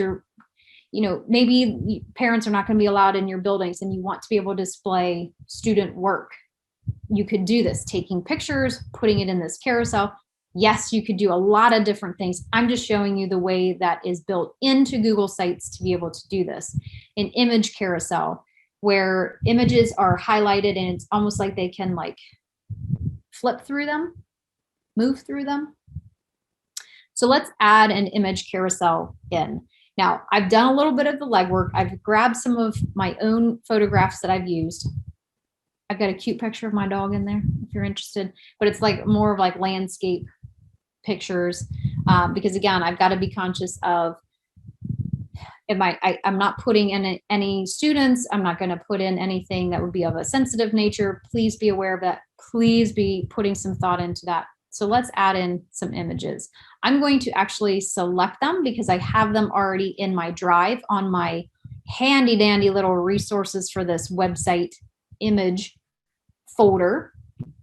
And they're going to show up in my recent because I recently did this, but you can go into your drive. It was all in my folder, and I'm just going to click on all of these. Not that one. That one was way too dark. I'm going to add in all of these images because I want my parents to be able to see my students' work, right? I've got 9 inserted. And again, here is where stop and put some thought into it. You can take them and put them in different orders if you would like to. But notice when you hover over them, if you grab one, you can delete it. But this little box here, I'm going to throw out there, and maybe you don't think about this, but people may come across your site that you're not aware of that have visual impairments. Adding this text to it is not a bad thing. There's alternate text as well as a caption. So maybe in my caption, I just want to put a quote from, and that'll show up just below the picture. You can also add in alternate text. And like it says right here, it is accessed by screen readers for people who might have trouble seeing your content. It's not going to impede your photo in any way, shape, or form. It's just going to allow for far more accessibility for those that need that particular tool to help them out. So this is a quote, and I type in the whole quote. I'm not going to take time on top of a photo of sunflower field. And that's what it's going to read to that person as their screen reader sees that image. Apply. Okay, and boom, boom, boom. We're going to replicate all of that kind of stuff. Actually, on this one, I'm going to use the caption, cute dog on a chair. That's my dog, Cooper, right there, sitting on that chair. Why, I have no idea. So now I'm going to say insert. And again, that artificial intelligence is going to pop it in there. You say, ugh, Sarah, that's not great. No, it's not. Change it, size it to what you want it to be. Maybe you want it to be this whole big giant thing. Let's make it a little bit smaller so that my landscape pictures look a little bit better. You can sit here and play with this and customize it all you want. Notice you got the little settings over here. Oh, sorry, I clicked on that a little too fast. It takes you back to those images so you can do the updates. It does say you have to have a minimum of 2 images. All right, so here we've done a photo, we've done a form, contact information, we've done the hiding in the navigation, all that kind of stuff. Okay, contact information, embedding the syllabus, linking, great. Okay, the one thing we didn't tackle before we move on is you've got to really scroll down. Sometimes it kind of disappears a little bit, is this footer. So, you've got your header with either the banner of your website name or the name of that page, and then you've got your footer down at the bottom. You can add some really good information down here. It can range. It can range from a lot of things that you. Thank you. Can I click in there? Let's refresh. Sometimes that. Give it a second. Everybody needs a break every once in a while, right?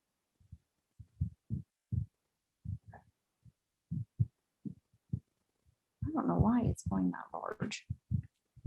What am I missing here? Okay. Let's go to our home page. Maybe it'll be a little bit easier on there. There we go. Okay. I don't know. That was kind of goofy. And you could say, you could put in actually your email down here. Use this for your contact information. Then you can get rid of an entire page. School website.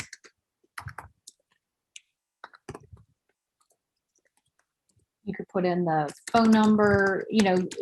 Think about using this as an additional chunk of information. Okay, so we are ready to go. Let's now jump into the last 15 minutes. Let's talk about publishing.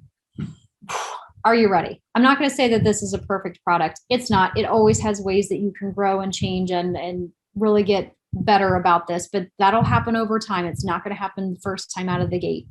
So here we go. Up here, number one, you can share this. You can collaborate with others. So if you're working on a teaching team, you don't have to do it all by yourself. I could ask Dr. Desiree to work with me. I can send her a message. Feels very much like you're sharing a doc, a slide, a sheet, etc. I'm not going to, unless Dr. Desiree, you really want to, I can. And it's also where you are going to be able to change the viewing. So this is really important for those of you that want to create the website, but you want to keep it in that protection of your school. Okay, you have these options right now. Only if you are attached to my Google Trainer domain can you see this when I publish it. So you guys would not be able to see it because you guys don't have an account in my domain. Think of it as my school, which is really nice if that's your purpose. So when you're working with students and you only want them to be able to publish in this protected area of school, that would be the setting that you want to keep. The only people that are going to be able to see the drafts are the people that I specifically give this to. Now, here's where you also change it. I can restrict it, and then only the specific people that I give access to this when it is published. This is like the tightest. I created this, and only these 5 people are going to be allowed to see it. I guess if you're working on a super secret project, you could do that. Or you have a very specific reason why only those teeny tiny group of people would be able to do it. That's the setting you want. Let's go back to my trainer. That's what it defaulted to. If I want it to be completely public, wide out there, anyone can access, and you've got to keep that in mind. Anyone can access this site.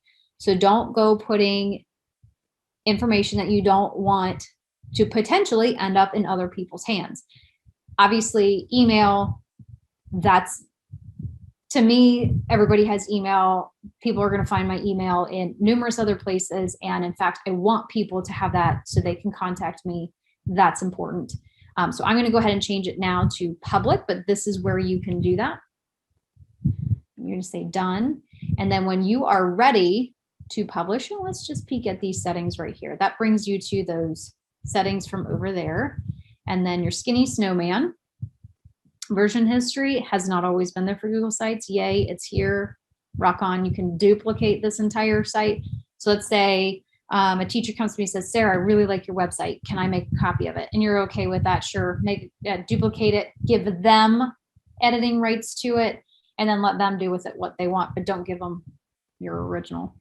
And then here you go, some other issues. Let's publish. Ready? I'm ready to take that leap. Did I click it? I thought I did. Click that publish button. And here's where you have your last few moments of customization. It's because I'm publishing this within a domain, you're going to have this sites.google.com/techyoucando.com, substitute in whatever your school domain is. And then here's the part that I get to customize, this web address here. Don't worry about capitalization. You could sit here and try to, it's not going to worry. Stay away from a lot of the special characters because if you're going to share this out and you want people to access it, make it as simple as possible. Also, a little bit professional. Mrs. Kiefer's website.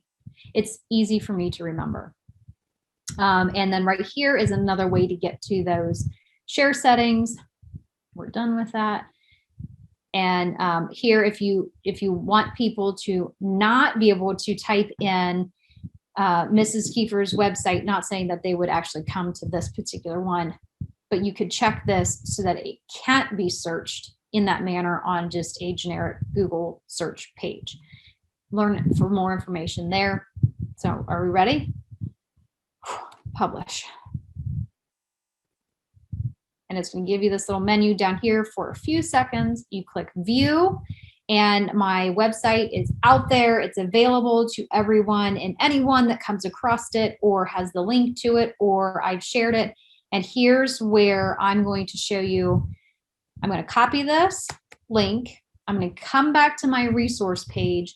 And remember how I said I was going to link it in here? This is what I'm going to choose to do. And this is something that I've spoken about, but I have not actually done. Instead of creating a whole new page or clicking the link on here, actually, let's do that first. Let me show you this. You can actually embed that website right here.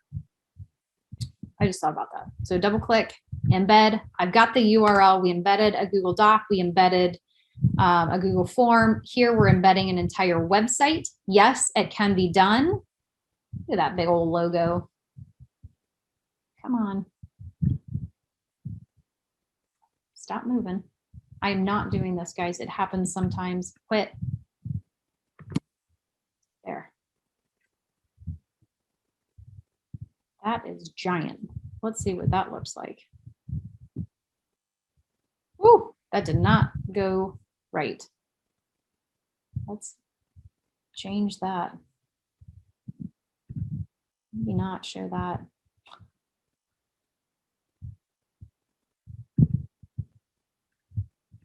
Well, we got to do that, right? Okay, let's say cancel. Let's try that one again. Let's embed by the URL. Huh, that's going to look a little bit goofy. You can do it. I'm not going to say that it's the best thing. And in fact, that was not my intention. So I am going to delete this page. And what I'm going to do is I clicked too fast. Sorry. Delete. Okay. Let's add in a link.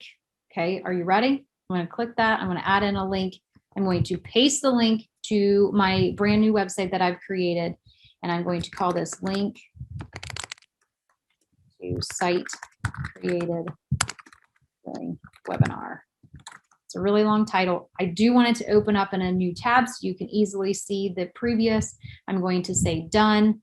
And then let's check out what that view is. Obviously, I can arrange these how I would like. So now once I publish and I push it out and you refresh your screen on my hamburger menu and you click on that, it's going to take you to my new site. All right, that's phone view. Here's a tablet view. More over here, you can click on either of these. Remember, I told it to open in a new link or in a new tab. And then finally, here is your traditional computer screen. You can click on the link up here and it takes you off. Now, the cumbersome thing here is telling people this. And Desiree, with the last couple minutes, maybe you can weigh in on this. What I prefer to do if I'm going to share this out, because that's such a long URL, not a horribly awful one.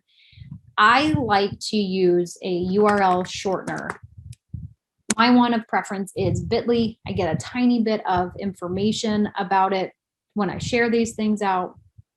It does have a Google login that you can do.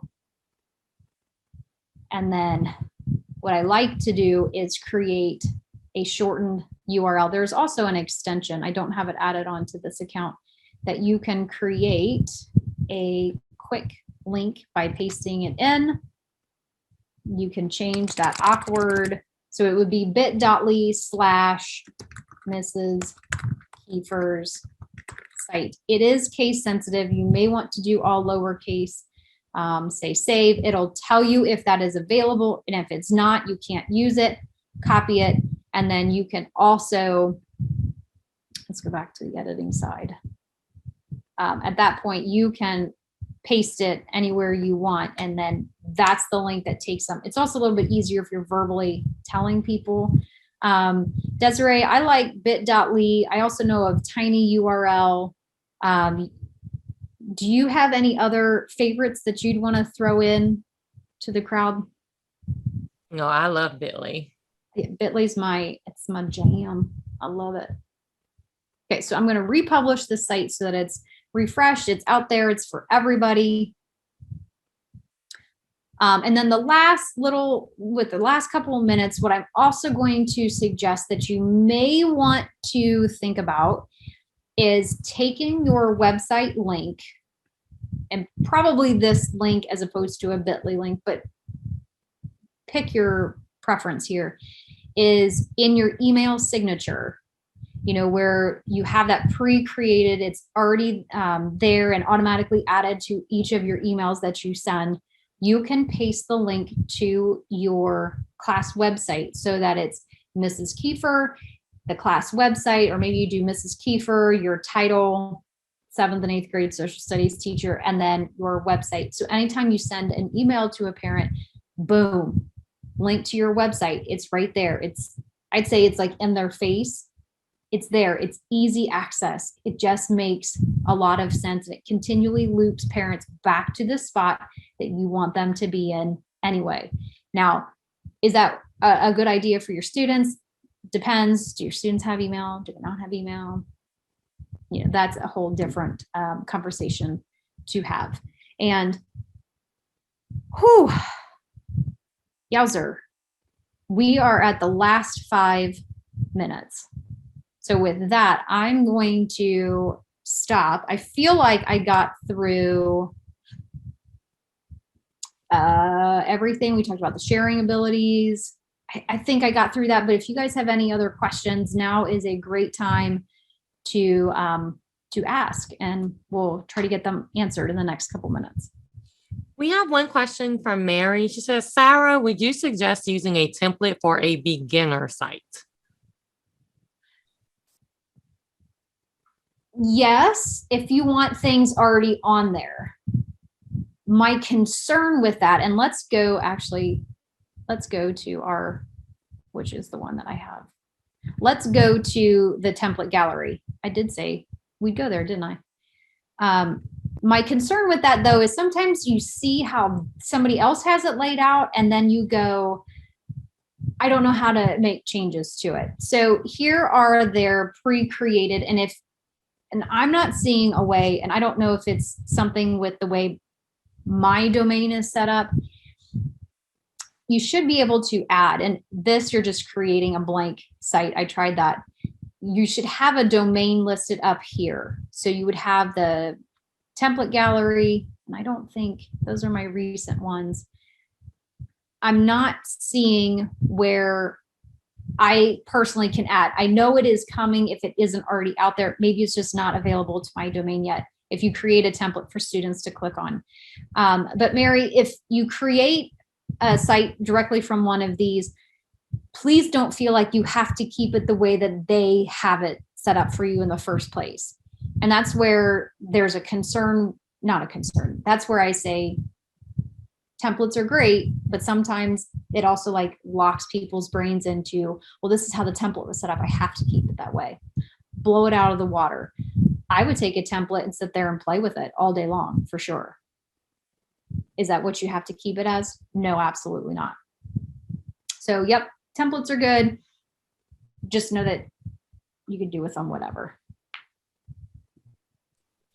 I have opened up the mic, so if someone wants to hop on the mic to ask a question, we can take maybe 1 or 2 more questions, and then we have to wrap it up.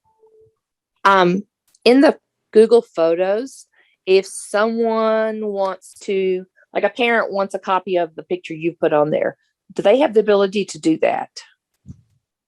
The way that I added them on in this carousel. Uh-huh. I mean, they can always take screenshots, right? Yeah. It's not going to be your top quality images, but I'm wondering if I just grabbed this. Yep. See what I just grabbed it and I can drop it over on my desktop. I'm not going to say that that is like above board, but obviously if a parent wants access to it and they have that ability to do like the knowledge, or you explain it to them on a phone, though, I'm guessing you would probably just like press and hold on it and we give them that ability to click save. Okay, thank you. You're welcome. Okay, one more question. If we have one, you can hop on the mic.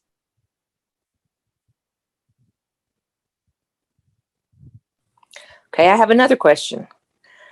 I tried this several years ago when it was first came out. How challenging is this for a student to do the student portfolio thing? I would say if you're more in the upper elementaries, like maybe third, Fourth grade. fourth grade, Yeah. I think they'd eat it up.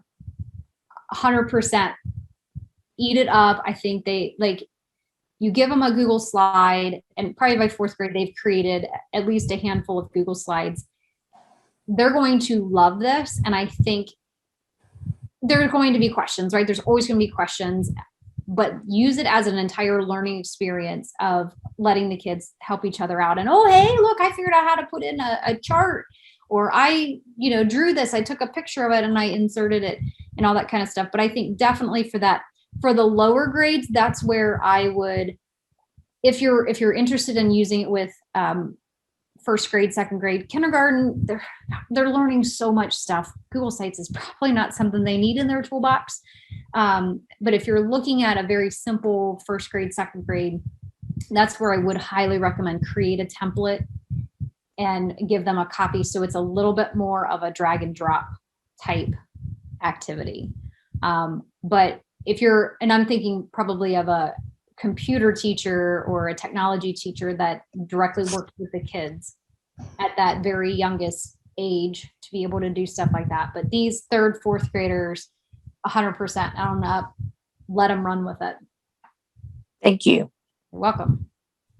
And we have one last question. It was a question posted by Mary, like for your opinion. I'm trying to have a Google site for my classes next year. I will have 3 blocks of 5th grade and 3 blocks of 6th grade science. Would I need to create a Google site for each grade level? Mary, I would not. I think you will drive yourself insane trying to manage that. Where you put the important links here, make one of these links go to a 5th grade page. I'm guessing probably everything for your 5th grade is going to be the same, and then have a link for your 6th grade page. But keep it all on the same site, because your calendar, your school calendar is going to be the same. Chances are, unless it's kind of a weird split, the end of the quarters are all going to be the same. If you go on a field trip, your 6th grade is going to have to know that you're taking your 5th grade on a field trip, so all of that information is going to be similar throughout everything that you do. Your contact information isn't going to be any different for 6th grade than it is for 5th. You might have class photos not on this page, but maybe you have a sub page off of your 5th grade for class photos and a sub page for photos off of your 6th grade. But I would 100% recommend one teacher website just having pages for 5th and page for 6th. 100% I would recommend that. And that is it for us. Thank you so very much. First of all, everyone, for coming to the series. Hopefully you continue to come to the rest of the webinars that we have throughout the year. We're always having webinars get added, and you could possibly teach one too. But thank you so much, everyone, for coming. And Sarah, you already know the love is there. And thank you so much. Oh, thank you, Desiree. Thank you for hosting. And again, as always, being such a gracious host and doing all of the stuff in the background and all that. I appreciate it.